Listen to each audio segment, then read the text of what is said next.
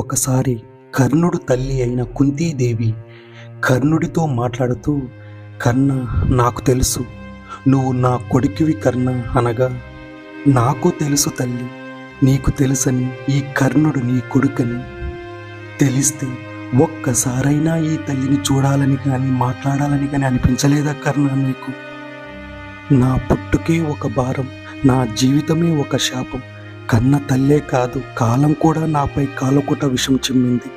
నాకు అంత అర్హత ఎక్కడుంది తల్లి? కన్న కొడుకు పట్ల కుంతీదేవి ఎంత స్వార్థమైన సంభాషణ జరిపిందో తెలుసా? తల్లి కూడా కర్ణుడి చావుకి ఒక పెద్ద కారణం.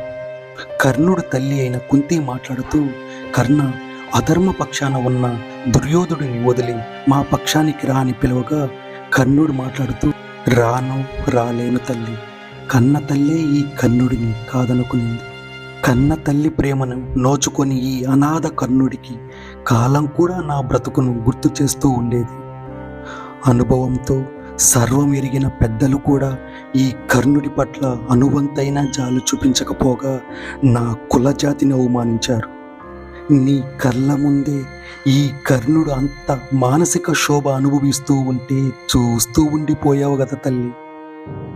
సభ మొత్తం ఒకవైపు, నేను ఒక్కడిని ఒకవైపు. నిస్సహాయక స్థితిలో నిలబడి ఉన్న నన్ను, దుర్యోధనుడే కదా తల్లి, మిత్రమా నీలో నేను కూడా ఒకటిని అని నాకు కూడా ఒక అర్హతను ప్రసాదించింది.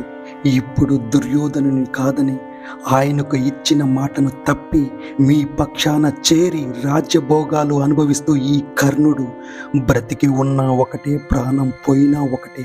నేను రాను, రాలేను తల్లి అని తన తల్లి అయిన కుంతికి కర్ణుడు బదిలివ్వగా, కుంతి మాట్లాడుతూ, నువ్వు మా పక్షాన చేరకున్నా పర్లేదు కర్ణ, ఈ అధర్మ యుద్ధము నుంచి తప్పుకొని ఎక్కడైనా నువ్వు సంతోషంగా బ్రతుకని కోరకుండా నువ్వు ఎలాగైనా చావు, కానీ నా 5 కొడుకులను మాత్రం చంపనని మాటివ్వు కర్ణ అని కోరుతుందా?